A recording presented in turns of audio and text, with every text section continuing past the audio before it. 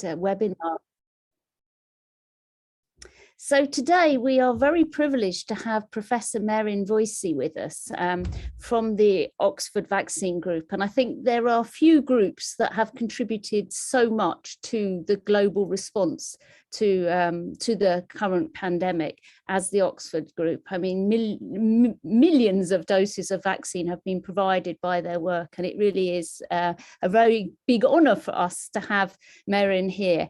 And she's going to be talking today about correlates of protection, which is, you know, the key to understanding and maybe to conquering this virus. I was saying before many of you joined us that, you know, the last time I was in Oxford was January 2020, and I was talking to Sarah Gilbert and Andy Pollard from the Oxford about developing a vaccine. And who would think, you know, 2 years later, the virus is still playing tricks on us. So I think this is a really important webinar today. I'd just like to remind you that you can get accreditation from for your medical education.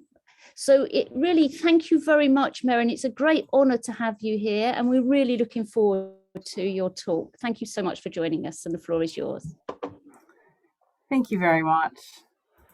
I'm very happy to be here to speak about our work on correlates of protection for COVID vaccines.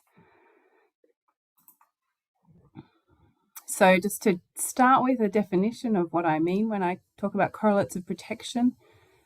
So on an individual level, I'm talking about the level of an immune marker in an individual person that will predict whether they're protected against an endpoint, such as infection or disease or severe disease.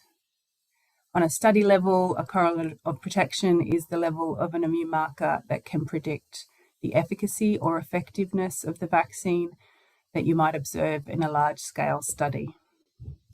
So there's a lot of interest at the moment in understanding correlates for COVID vaccines because of the potential that correlates of protection might be able to speed up the licensure of new vaccines.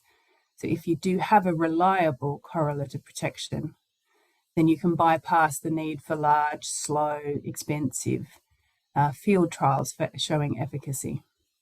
And this is the way we currently license many vaccines. So here's just a list of some correlates of protection that are used in various settings for different vaccines. Basically, for each vaccine, you need to define a level of an immune function that is related to protection against an important endpoint for that vaccine.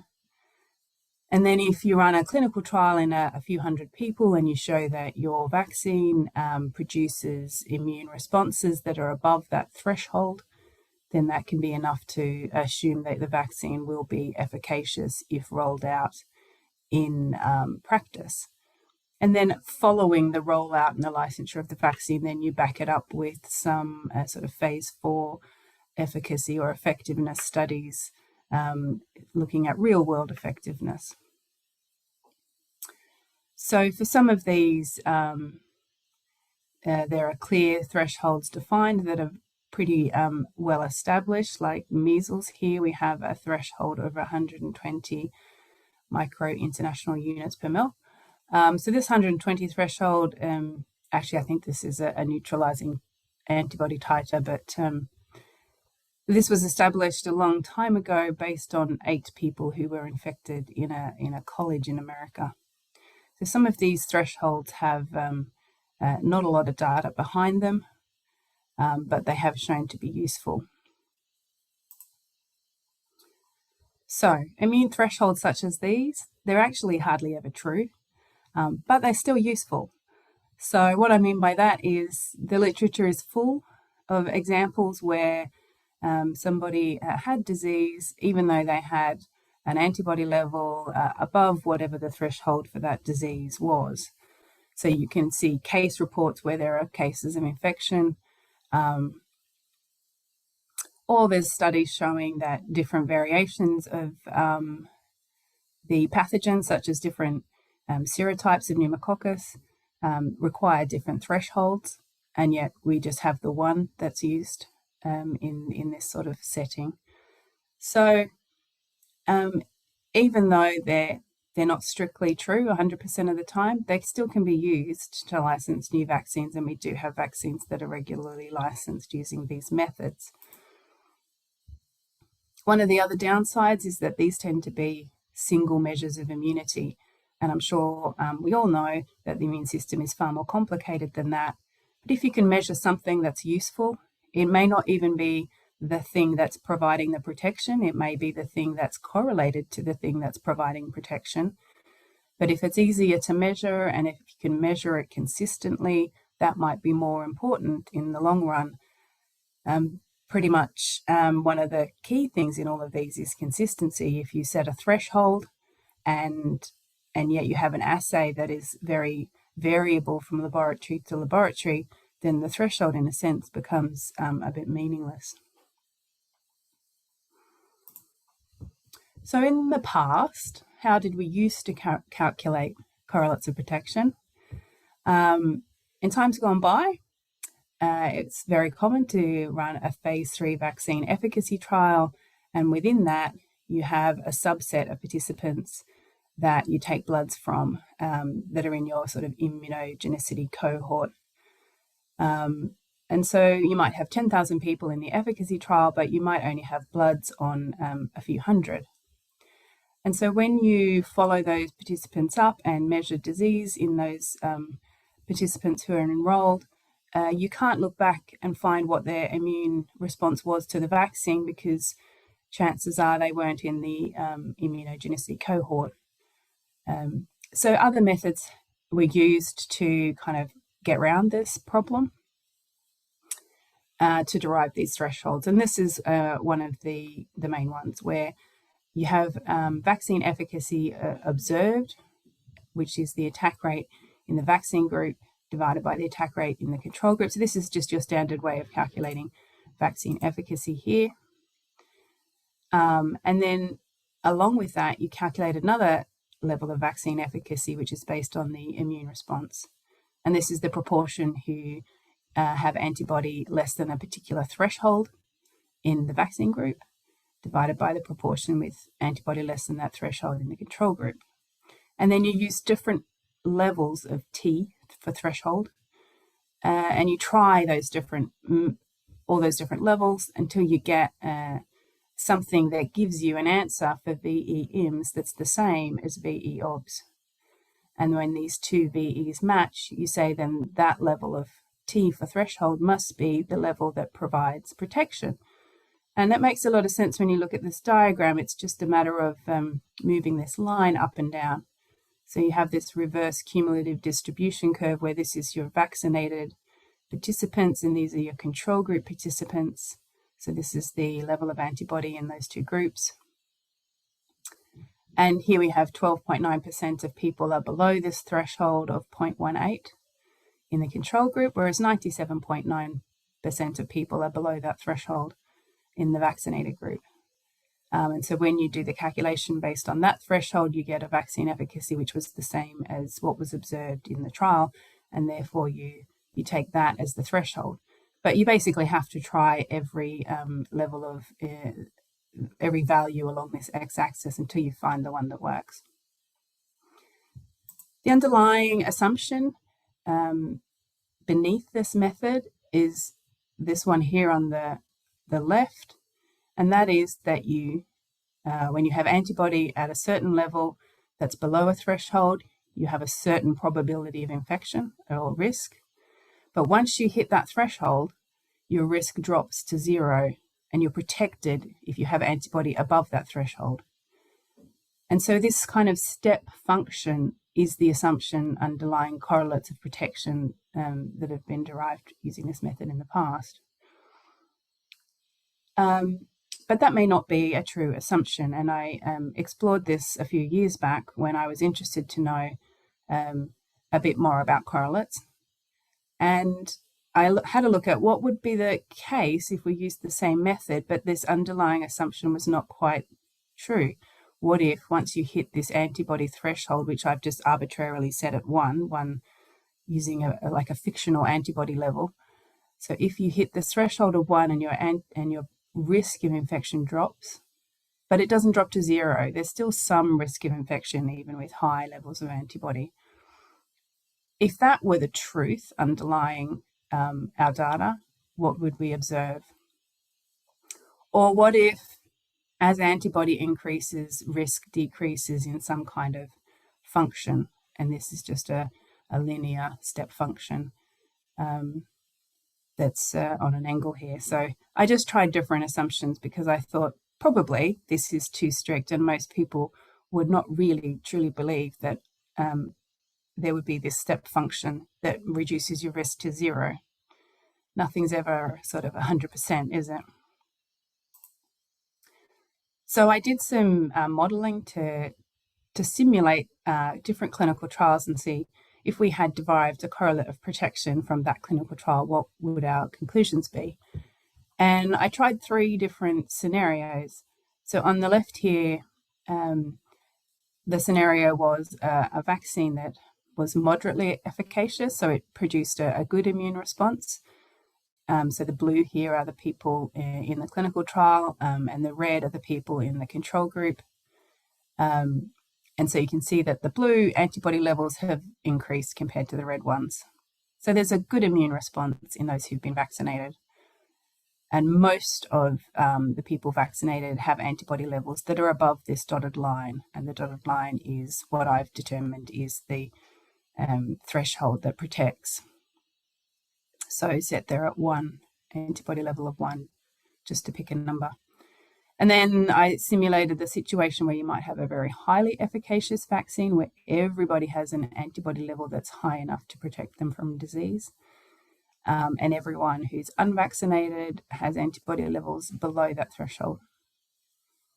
And then this is a low efficacy situation where a lot of people have a good immune response and some have a very good immune response, but there are still quite a substantial proportion whose antibody levels are similar to the people who've been unvaccinated.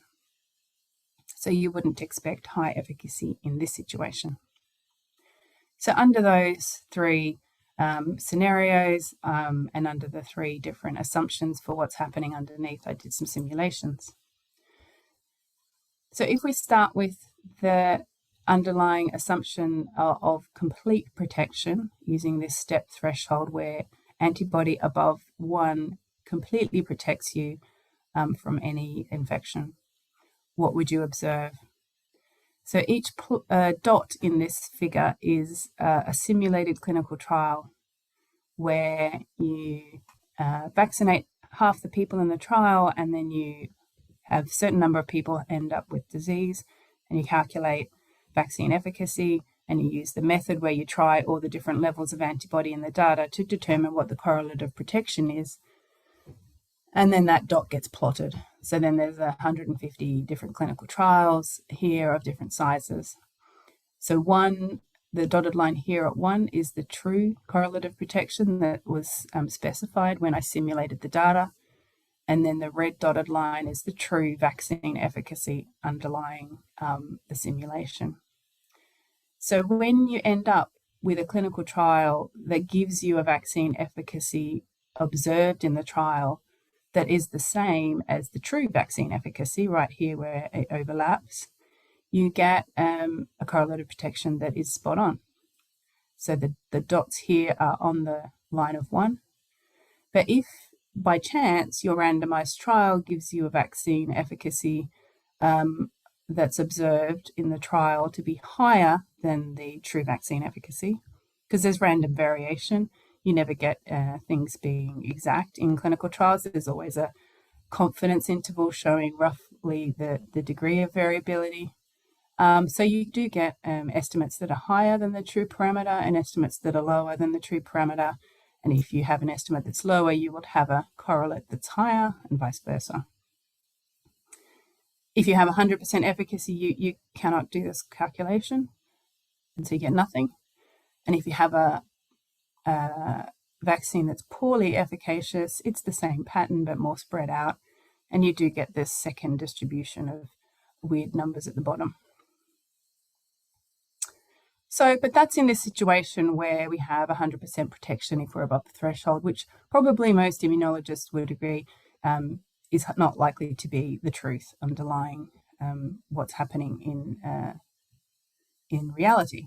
So what if we go with this situation where it provides you, antibody at this level provides you a lot of protection, but it doesn't provide you 100%. So this is the leaky vaccine scenario. And actually the pattern gets worse. So you still have this pattern where low vaccine efficacy gives you a high correlate, high vaccine efficacy gives you a low correlate. But now when you do get the correct vaccine efficacy, you're still overestimating your correlate of protection. And if you have a very high efficacy vaccine, then everything is higher than the truth. And in the low efficacy vaccine here, we also see the same spread as before. So there are correlates derived using this method that are 10 times higher than what the truth would be. And if that happened to be what you calculated in your trial and that got used as the correlate for licensing subsequent vaccines, it might be that no subsequent vaccines ever get licensed because this is just way higher than what is needed. So these kind of these biases can really influence the ability to license further vaccines. And so it's important that we get this right. So the third scenario where there was a slope here, I won't show you because it's roughly the same as this. And then I had a look in the literature at the published correlates of protection that have been derived for pneumococcal conjugate vaccines.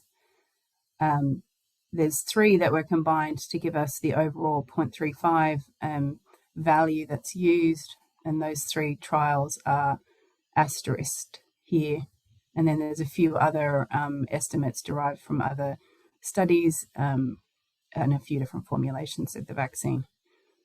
And you can see the pattern is exactly the same as the simulations. We don't have the dotted lines showing us what true efficacy is or true correlate, but we can see that this pattern that we observe in the simulations is exactly what we observe in the published literature as well. So giving confidence that this is a true effect. So the methods we've used in the past are really substantially open to bias.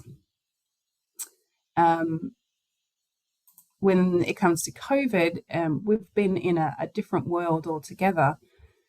So we now have large trials where bloods were taken on every single person in the study.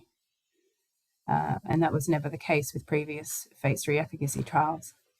So if you give 2 doses of vaccine, you take a blood on everybody, and then you follow them up until they do get infected or perhaps they don't. This is a situation we're now in with COVID. And so I'm going to show you the analysis of the Oxford AstraZeneca vaccine trials in the UK that were set up like this, where we took the blood 28 days after the second dose, and then actually there's weekly PCR testing of these participants to detect any infections, including asymptomatic infections.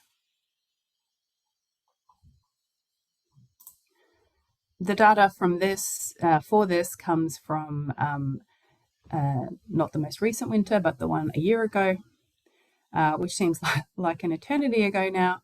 This was when alpha was dominant in the UK. This is just the plot of the incidence of cases in the UK, well, not incidence, case counts.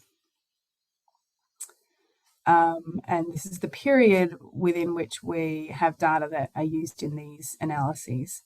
So we enrolled people earlier in the year, and most people got their second dose in the summer, and then the cases really picked up after that. And so these are the cases that we have available for analysis.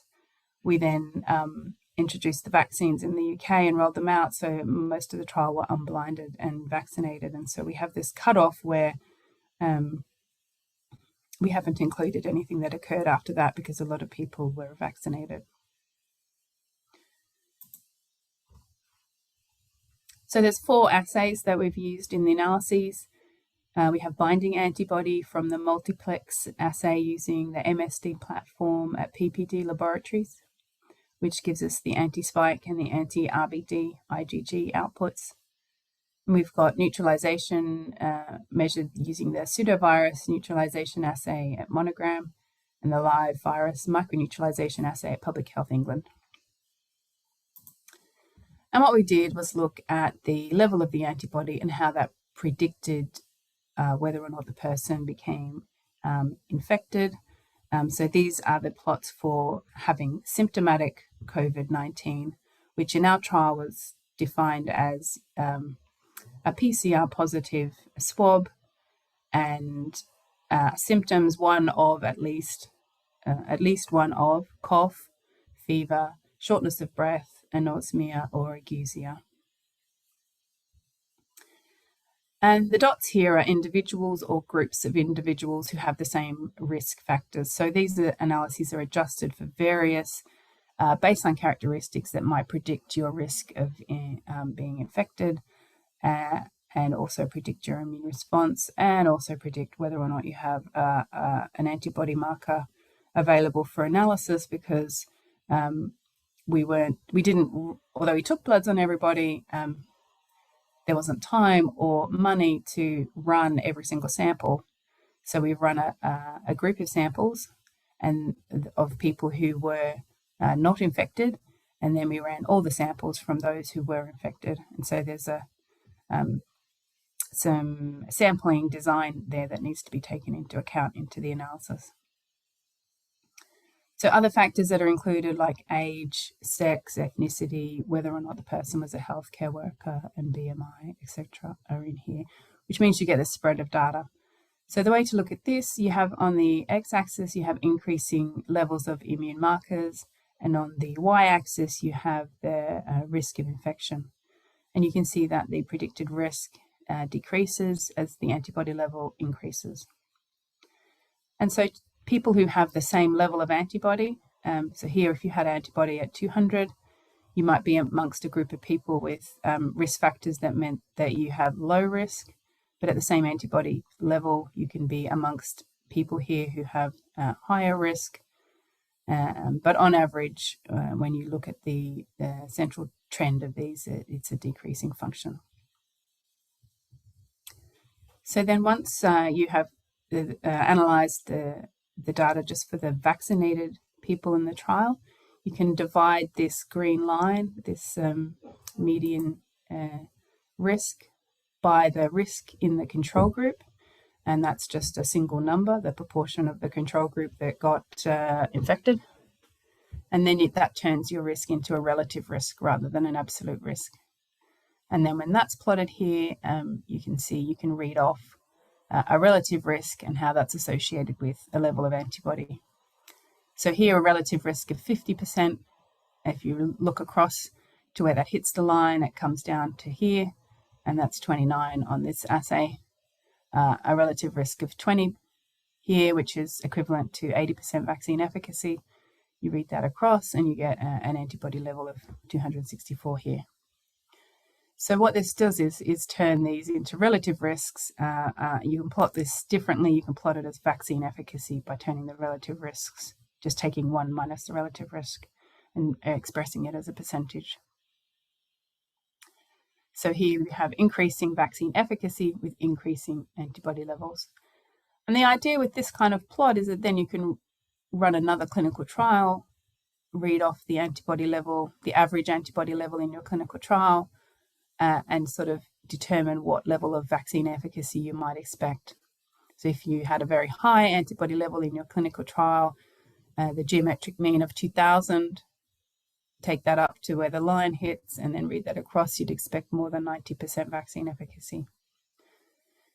And the relationships were similar for anti-spike and anti-RBD, slightly different for the pseudo-neutralizing antibody, which weirdly started at a high vaccine efficacy, even with levels that are below the limit of detection of the assay.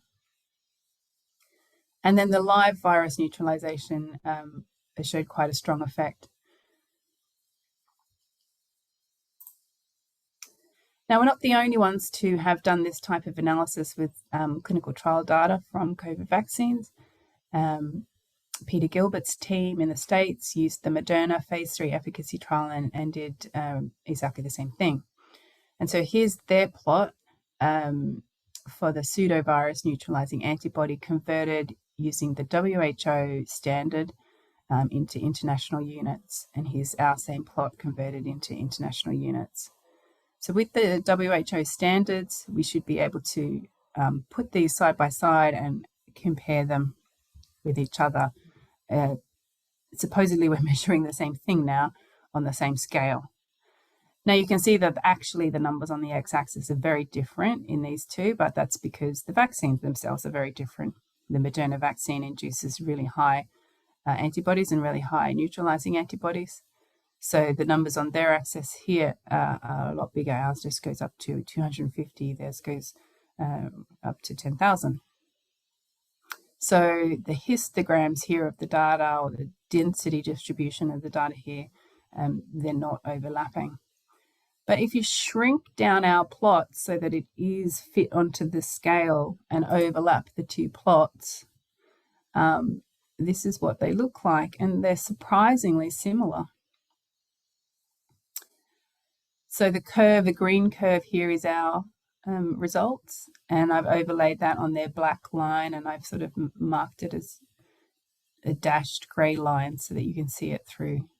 This is very low-tech fiddling with PowerPoint just to try and get them lined up, and yeah, there's probably a better way of doing this, but this is me fudging around in PowerPoint and making things line up. And when you do line them up, it's amazing how close they are, considering different vaccine, different platform, different definition of symptomatic COVID, different population enrolled in the trial, different countries, so many variables. But perhaps despite all of that, there is a quite consistent relationship between neutralizing antibody and your probability of getting symptomatic disease. So once you overlay these two, you can reading off a couple of these vaccine efficacies here. So at 70% vaccine efficacy in the Moderna trial, that level was reached with 4 IU per mil, and in our trial that was 8, so very similar. 90% vaccine efficacy here was achieved with 140 from the UK trial and 83 from the US trial of the Moderna vaccine, which may not seem like these are numbers close together, but when you think about the scale being from 10 to 10,000, this amount of difference is really tiny. So I discussed this with Peter Gilbert, and we were both surprised at how well aligned these two sets of results are. Just looking at the anti-spike IgG results for the two studies and overlaying them in the same way, you don't get quite the same degree of alignment.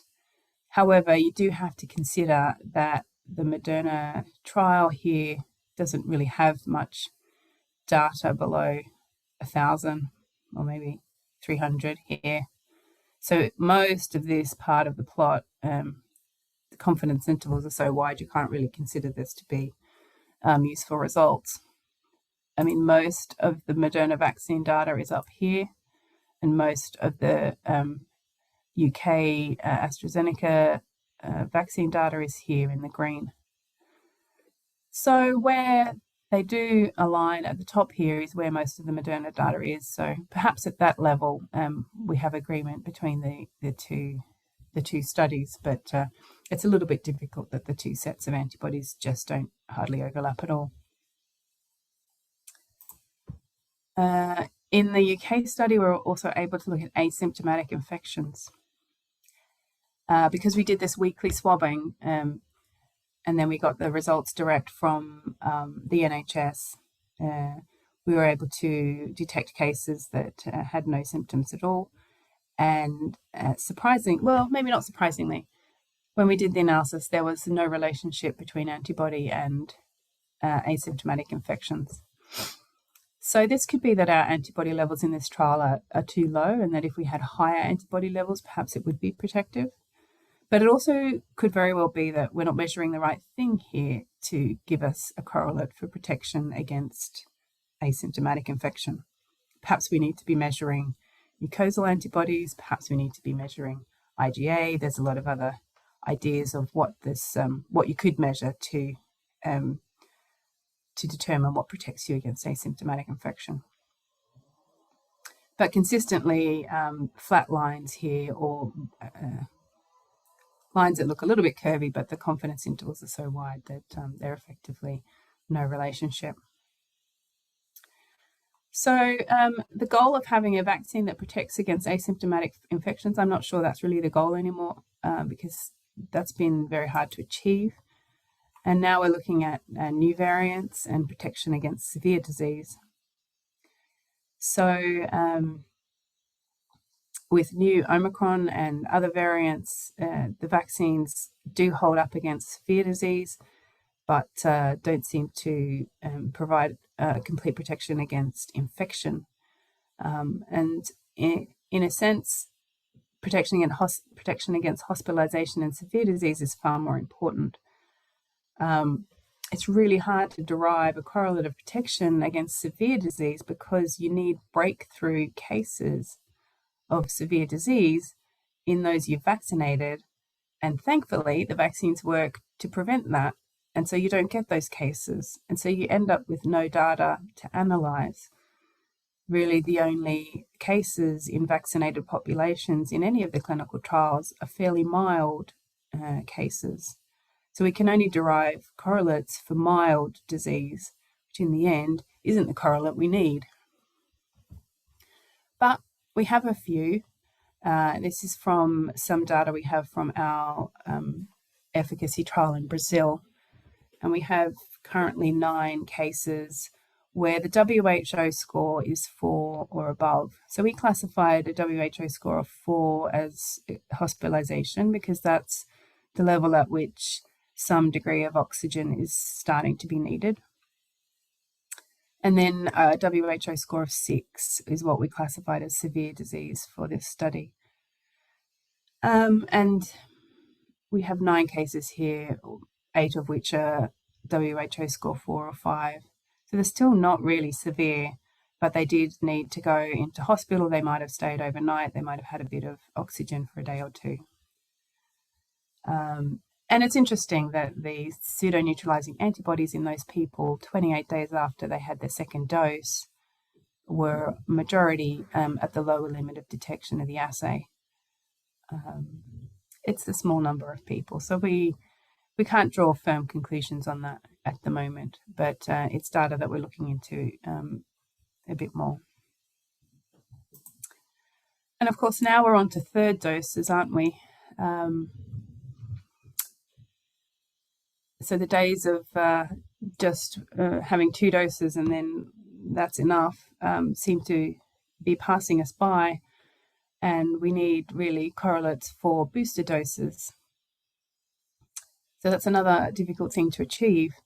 What I'm plotting here for you is published estimates from the COV Boost study, and that's the red and the blue squares, and then also published estimates from our paper in Brazil of boosting of those who've had 2 doses of Coronavac to start with.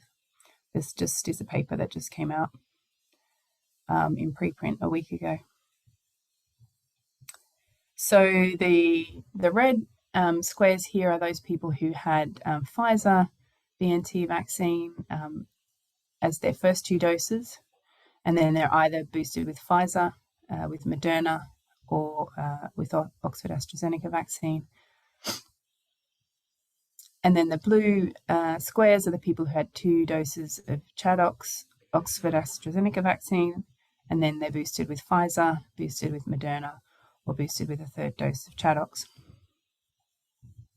So that's the COV Boost study.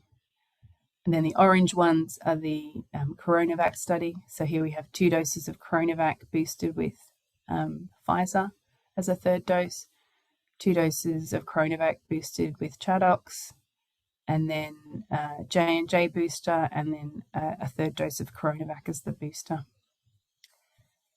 So you can see that This is the pseudo-neutralizing antibody 28 days after their booster. And a lot of these scenarios have very high level of antibodies. But we don't know which are protective, and we don't have a threshold here for what's needed in terms of an immune response from a booster. But because these are the two schedules that are in use in the UK, and we do have UK Health Security Agency data on the vaccine efficacy against recent variants in the UK, we can sort of draw a conclusion on these two groups and what level of antibody, what sort of vaccine efficacy is associated with that level of antibody. So basically, boosting with Pfizer, regardless of what you had as your first 2 doses, gave you very high neutralizing antibodies at this level, close to 1,000,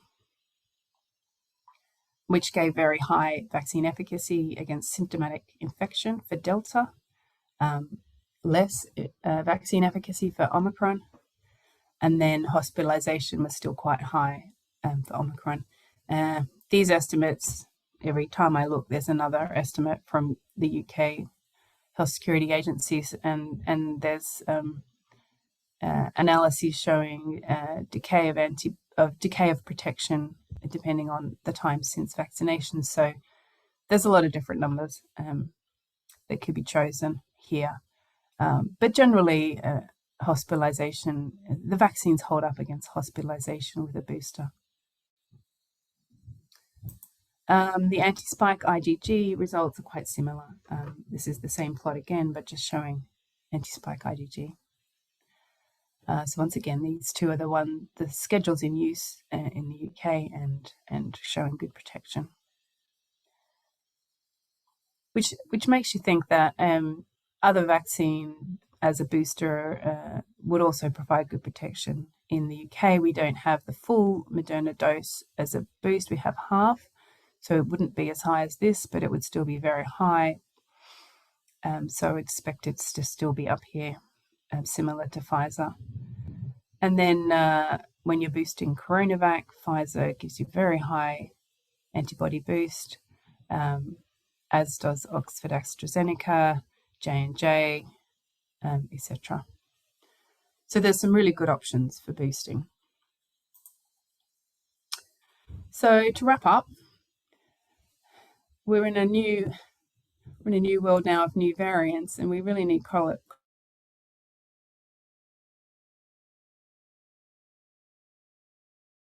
And for the Moderna trial, a lot of their cases were the Washington variant. Those variants are no longer around, so we need new correlates of protection. The problem is, of course, with new variants, you need new assays that measure neutralization of those variants, and then it's hard to compare assays for different variants as they're measuring different things. So this is a conundrum to solve. We need correlates of protection for booster vaccines. They all hold up well against severe disease so far, regardless of the variant, but we don't really know what is the target level of antibody that we need for those booster vaccines.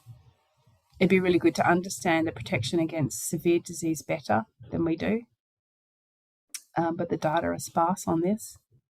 And then T-cell correlates, or CMI, would be really nice to have as well.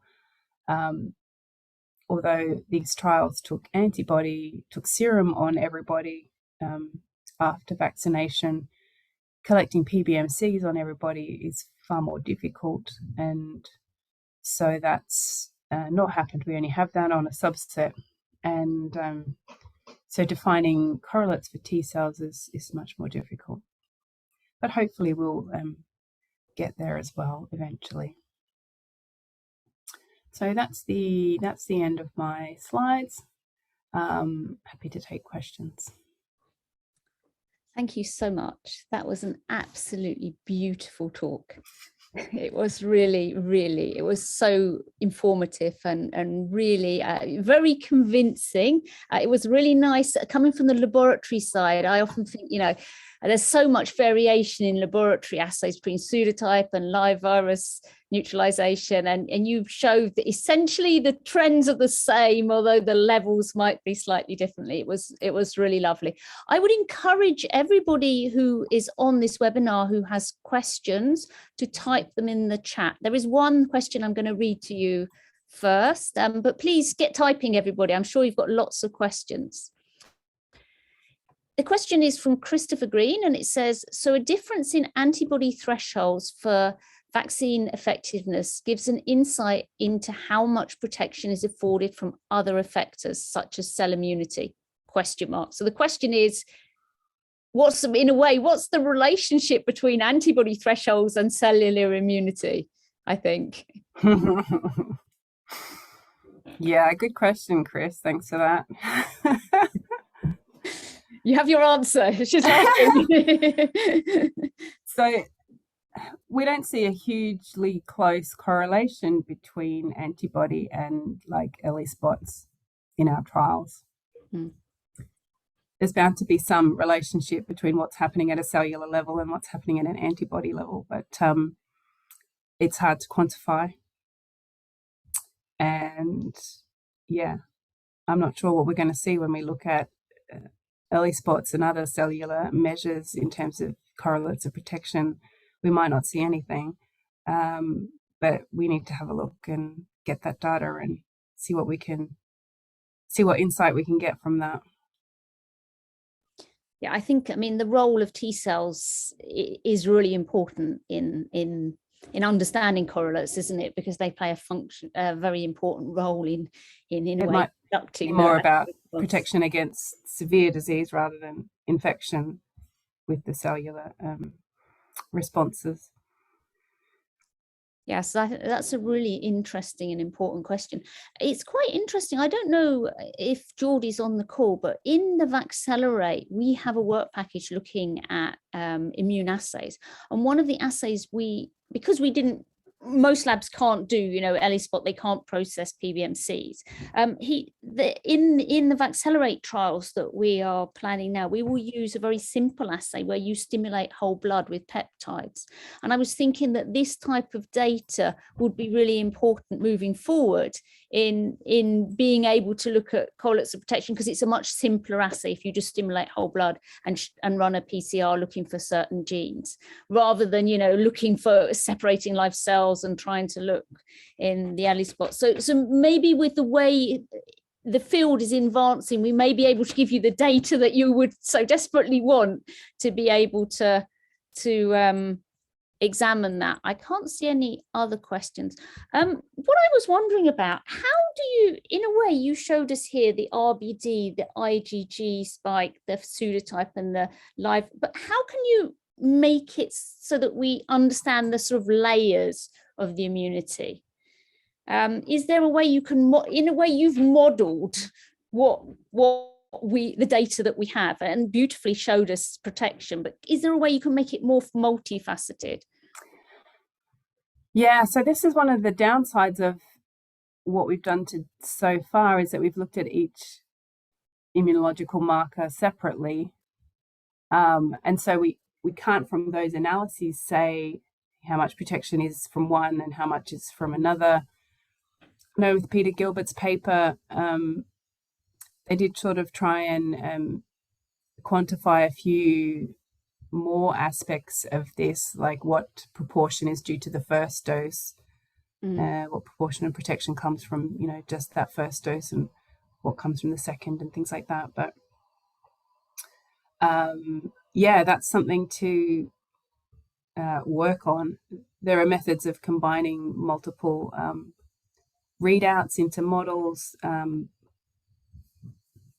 but I haven't actually figured that out yet in a way that gives us a readout that is going to be useful to us. So yeah, it's a work in progress, that one still. That's a good answer. There is another question in the question and answers which asks, do you have any data on a fourth dose? No data on fourth doses. So I guess there's limited number of places in the world that are giving fourth doses at the moment. our trials are wrapped up now, but there are other booster studies underway that might end up giving a fourth dose but aren't at the moment. So, yeah, that's a question for down the track. Yeah.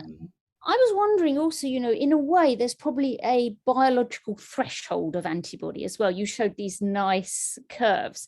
So although the more you push it, but you will probably reach a threshold where maybe you might broaden the response, but not necessarily increase the magnitude. So have you done any work looking at the numbers of dose and how that changes breadth of the response? Not only might you meet a threshold of the immune response in the individual, but you also meet the threshold of the assay's ability to measure the antibody.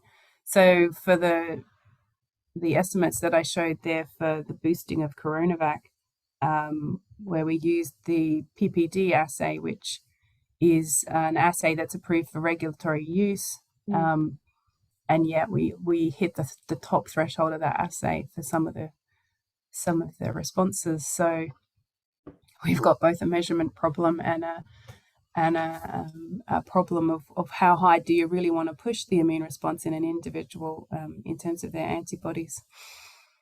We need to work that out a bit more, don't we?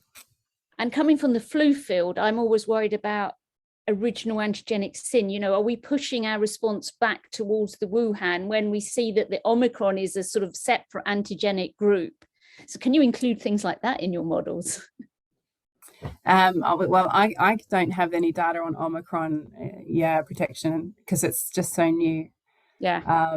But apart from you can, do live neutralizing assays on Omicron, but in terms of then following people up to see who gets protected and who doesn't, that I think that we don't have the trials set up for that at the moment. So there's a lot of questions that are going to become increasingly difficult to answer, I think. And then Omicron's on its way out in the UK. It's such a rapid rise and then a rapid drop.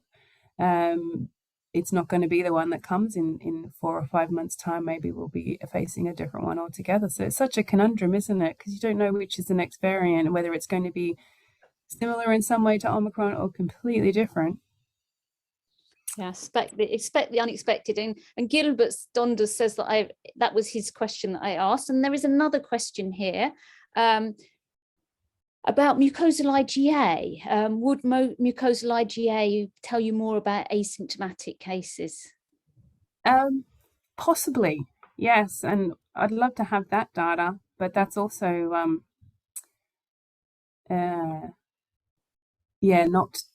not something we measured. It would be great to go back to the beginning, wouldn't it, and swab everybody after their vaccine and keep those swabs so that we can measure IgA. But that didn't happen. So, I